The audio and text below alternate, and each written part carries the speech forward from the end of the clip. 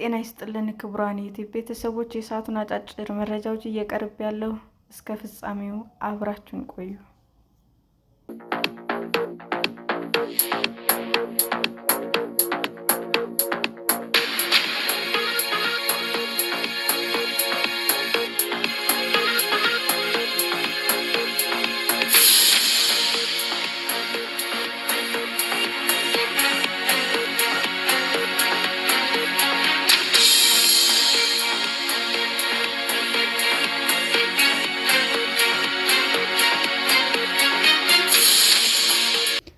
አሊዶሮ እና በአካባቢው የተፈጸሙ እገታዎች። በኦሮሚያ ክልል ሰሜን ሸዋ ዞን በሚገኙ ወረዳዎች ውስጥ በርካታ የእገታ ወንጀሎች ተፈጽመዋል። በአካባቢው ግለሰቦች ከመኖሪያ ቤታቸውና ከመስሪያ ቤታቸው ተወስደው እንደሚታገቱ በተደጋጋሚ የተዘገበ ሲሆን፣ የጭነት መኪና አሽከርካሪዎችም የዚህ ወንጀል ሰለባ ሆነዋል። ቢቢሲ ባለፈው አንድ ዓመት በአካባቢው በሕዝብ ማመላለሻ አውቶቡሶች ላይ ብቻ የተፈጸሙ እና ሪፖርት የተደረጉ የእገታ ወንጀሎችን ነቅሶ ለማውጣት ሞክሯል።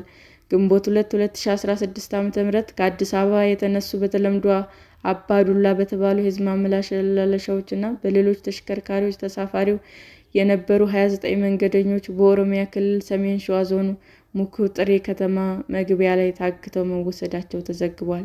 ሰኔ 25 2016 ዓ.ም መነሻቸውን ከአማራ ክልል ደባርቅ እና ባህር ዳር ከተሞች ያደረጉ 3 የሕዝብ ማመላለሻ አውቶቡሶች ተሳፍረው የነበሩ ከ100 በላይ መንገደኞች ገብረ ጉራቻ አካባቢ ታግተው ተወስደዋል።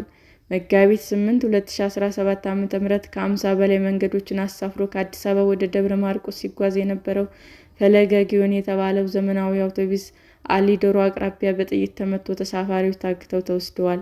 በአካባቢውም ያለው የጸጥታ ኃይሎች ዘግይቶ በመድረስ ታጋቾችን ማስመለጥ እንዳልቻለ እና ታጋቾችም ምን ሁኔታ ላይ እንዳሉ እንደማይታወቅ ስማቸውን መግለጽ ያልፈለጉ አንድ የትራንስፖርት ማህበር ባለስልጣናት በወቅቱ ለቢቢሲ ገልጸዋል። ታጣቂዎች አጋቾችን ለመልቀቅ እስከ 1.5 ሚሊዮን ብር መጠየቃቸውም ተዘግቧል።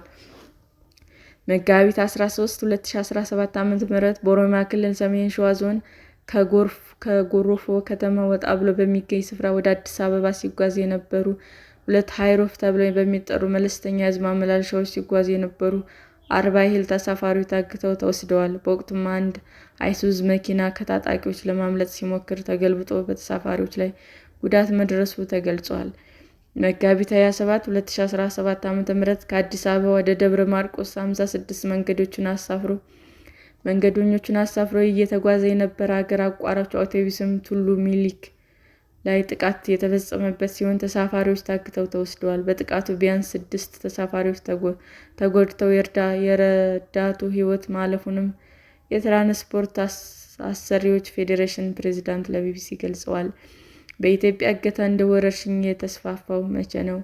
በኢትዮጵያ ስለ እገታ በስፋት መስማት የጀመረው 17ቱ የደምቢ ዶሎ ዩኒቨርሲቲ ተማሪዎች በታጣቂዎች ከታገቱ በኋላ ነበር። ሆኖም ከዚህ በፊት በአገሪቱ እገታ ተፈጽሞ አያውቅም ማለት አይቻልም። የእገታ ወንጀል ግን እንዲህ እንዳሁኑ የዕለት ተዕለት ዜና ሆኖ የሚያውቅበት ጊዜ ያለ አይመስልም። እገታ እንደ ወረርሽኝ የተዛመተው ካለፉት 5 ዓመታት ወዲህ ነው። ለዚህም በሀገሪቱ ውስጥ የታጣቂዎች እንቅስቃሴ መኖርና ለሚፈጸሙ ወንጀሎች ተገቢው ክትትልና እርምጃ አለመደረጉ እንደ ምክንያት ይጠቀሳል። የደምቢ ዶሎ ዩኒቨርሲቲ ተማሪዎች እገታ በተመለከተ መንግስት በበኩሉ የተሰጡ ምላሾች እና በወቅቱ የነበሩት ውዥንብሮችን በተደጋጋሚ ተመሳሳይ ወንጀሎች በተለያዩ ቦታዎች እንዲፈጸሙ በር እንደከፈተ ቢቢሲ ያነጋገራቸው አንድ የሰብአዊ መብት ተሟጋች ይናገራሉ። የተማሪዎች እገታ የሚከታተል በጠቅላይ ሚኒስትር አብይ የሚመራ ግብረ ኃይል ተቋቁሞ የነበረ ሲሆን ባለስልጣናትም የተጎጂ ቤተሰቦችን አግኝተው አነጋግረዋል። ሆኖም ግብረ ኃይሉ የደረሰበትን ሳያውቅ ተማሪዎች የደረሱበት ሳይታወቅ ዓመታት ተቆጥረዋል።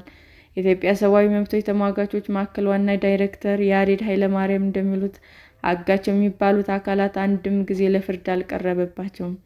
ለፍርድ አለመቅረባቸው መደበኛ ስልክ የተጠቀሙ ታጋቾችን ለመልቀቅ በገንዘብ ሲደራደሩ እንዲሁም በባንክ ገንዘብ ሲተላለፍ ትኩረት ተሰጥቶ ክትትል አለመደረጉ ወንጀልን አባብሶታል። በአሊዶሮ አካባቢ ተደጋጋሚ እገታ መፈጸሙ አንድም አካባቢ ያሉ የጸጥታ አካላት ኃላፊነታቸውን እየተወጡ አለመሆኑን አሊያም ይህ ድርጊት ከሚፈጸሙ ወንጀሎች ጋር ግንኙነት እንዳላቸው ብሎ መጠርጠር ይቻላል ይላሉ።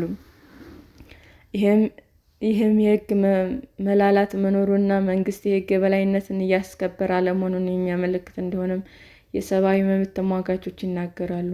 ዜጎች የሚደርስባቸውን ችግር ራሳቸው ጠይቀው ራሳቸው መልስ መስጠት ከጀመሩ ቆዩ የሚሉት አንድ የተቃዋሚ ፖለቲካ ፓርቲ አመራር በበኩላቸው መንግስት እየተንሰራፋ ያሉ ወንጀሎችን ጆሮ ዳባ ልበስ እንዳለ ይገልጻሉ። የመላው ኢትዮጵያ አንድነት ድርጅት የህዝብ ግንኙነት ኃላፊ ታጠቅ አስፋው በእገታና ጥቃት ስጋት ምክንያት አሁን ላይ ከወከሏቸው የፓርቲ አባላት ጋር ያላቸው ግንኙነት በአየር ጉዞና በስልክ ተወስኗል ይላሉ። መጋቢት ወር 2017 ዓ.ም ውስጥ 2 ሳምንት ባልሞላ ጊዜ ውስጥ በአንድ ቦታ ላይ አሊዶሮ አካባቢ ተመሳሳይ ወንጀል እንደተፈጸመ የሚጠቅሱት አቶ ታጠቅ አካባቢው በአሰቃቂ ድርጊት ሲወረር የሚወሰድ እርምጃ የለም ሲሉም ይወቅሳሉ። ከ3 ዓመት በፊት ለማደራጀት ስራ ወደ ባህር ዳር ሄጄ ነበር። ወደ አዲስ አበባ እየተመለስኩ ሳለ የአባይ በረሃን ሳንሻገር በርካታ ተሽከርካሪዎች ተደርድረው ቆመዋል። ተሽከርካሪዎቹ የቆሙትም በአንድ የጭነት ተሽከርካሪ ላይ ጥቃት ተፈጽሞ መኪናው በመገልበጡ ነው። ሹፌርና ረዳቱን በጥይት ተመትተዋል ሲሉ እማኝነታቸውን የሚናገሩት አቶ ታጠቅ አካባቢው በመከላከያ ቁጥጥር ስር መዋሉ የቻለው ከ15 ደቂቃ ገደማ በኋላ እንደነበርም ያስታውሳሉ። እንዲህ አይነት ወንጀሎች የሚፈጸሙት የመንግስት የጸጥታ ኃይሎች ከስፍራው ከተነሱ በኋላ መሆኑም ጥያቄ እንደፈጠረባቸውም ያስረዳሉ። የአካባቢው ነዋሪዎች በተለያዩ ጊዜያት አደባባይ በመውጣት ሰላም እንዲመጣ ተማጽኗቸውን በተደጋጋሚ አሰምተዋል።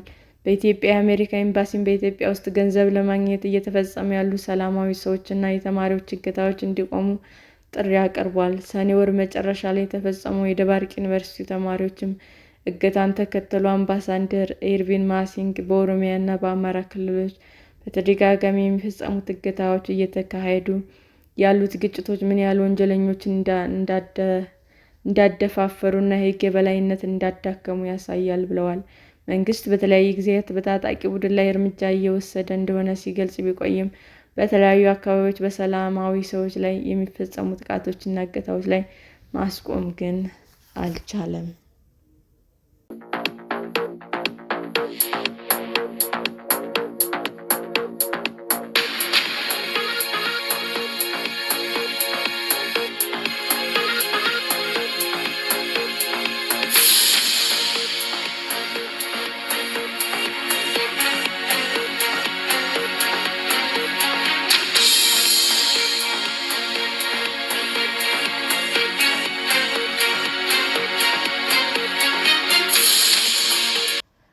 ክቡራን የዩቲዩብ አድማጮቻችን ለሰዓቱ ያቀረብኩላችሁ አጫጭር መረጃዎች ይህንን ይመስል ነበር። በሌላ መረጃ እስክንገናኝ ሼር፣ ላይክ፣ ሰብስክራይብ እንዲሁም ቢቀርብልን የምትሉት መረጃ ካለ ኮሜንት እያደረጋችሁ ቸር ቆዩን።